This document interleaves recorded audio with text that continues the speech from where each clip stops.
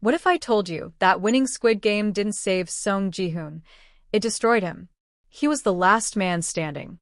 45.6 billion won in his bank account. But still, the smile never came. This is the story of how player 450 SIX's life became a living misery, and why everything he did led to nothing but a lonely, broken end. Stick with me, because by the end, you'll see that Gi-hun didn't survive Squid Game. He just took longer to die. Player 456 didn't survive Squid Game.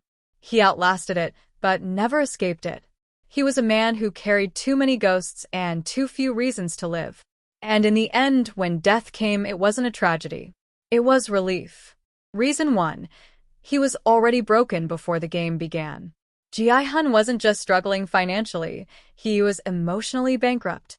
He was a grown man borrowing money from his mother, gambling away what little he had left.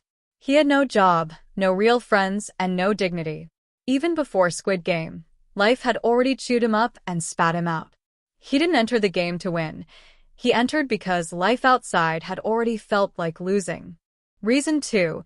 He loved his daughter, but she slipped away. Gi-hun's daughter was his only anchor to hope. But he missed her birthday, broke promises, and couldn't even afford to give her a proper meal. His ex-wife was ready to take her away to the US, and he couldn't stop her. That helplessness haunted him more than any bullet ever could. Even with the prize money, he still lost her, emotionally and physically. Reason 3. The debt was just a symptom. Gi-hun's financial problems were real, but his emotional wounds ran deeper. He used gambling as a bandage for a bleeding soul, but that never really healed him. The debt collectors weren't just chasing money, they were chasing the last pieces of his self-respect. His fear of facing reality kept him stuck in an endless loop of desperation. Money was never the real monster, his own mind was. Reason 4. Entering the game was his last cry for help. When he signed that consent form, it wasn't courage, it was surrender. He didn't care if he lived or died. He just wanted a way out. He chose pain, violence, and death over the slow decay of his real life. That choice alone reveals how hopeless he truly was inside. People think he played to win, but deep down he played because he had nothing else. Reason 5. His kindness became his curse. Gi-hun's compassion, his humanity, it made him different. But in a world built to kill, kindness was a weakness. He tried to protect people, and every time, they died in front of him. The very thing that made him good, his empathy, became the reason for his deepest pain. He didn't just carry trauma, he carried responsibility. Reason 6. The game never ended for him. The game stopped, but his mind stayed trapped in that arena. Flashbacks, nightmares, silence. That was his new reality. Even the red hair he dyed later wasn't a statement, it was a scream. He walked through life like a ghost, numb to everything. The arena was gone, but the war inside him never ended. Reason 7. The prize was poisoned. The money sat untouched in his account, like a ghost haunting him.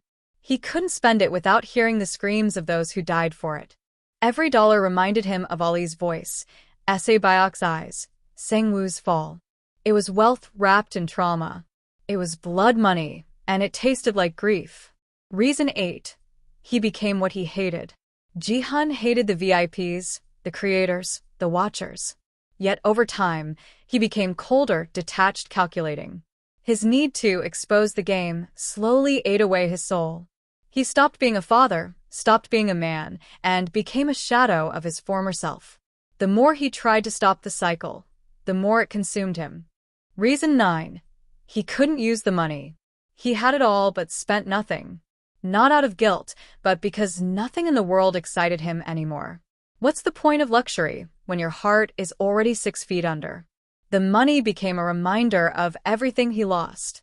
And so he let it rot just like his spirit. Reason 10. He had no one left. When it was all over, there was no one waiting for him. No friends, no family, no purpose. He didn't even try to rebuild because he had nothing left to build with. Love couldn't find him anymore, because he didn't believe he deserved it. Reason 11. His identity was erased. Gi-hun stopped being a person. He became a number, a winner, a victim, a weapon. Even when he changed his appearance, he couldn't change what he saw in the mirror. The man he was before Squid Game? Gone. Just gone. Reason 12. He never escaped the maze. Squid Game was designed to feel like a trap, and even after it ended, he stayed stuck inside. He never got closure. He never found peace. Just different versions of the same pain. A maze without an exit. Reason 13. He returned, not as a player, but a ghost of hope. Gi-hun steps back into the nightmare, not to win, but to end it. He thought he could fight from the inside, expose the evil, and stop the suffering. But the game twisted his mission, using him as a symbol of hope, while he knew the truth. The suffering never ended. He watched new players, desperate and afraid, make the same choices he once did. He saw Ali's loyalty, Asebayok's fire, his own fear, reflected in strangers' eyes, and realized nothing had changed. He was just watching the same story unfold again. Only this time, he was forced to watch it happen alive, but powerless. Reason 14. He's forced to make compromises.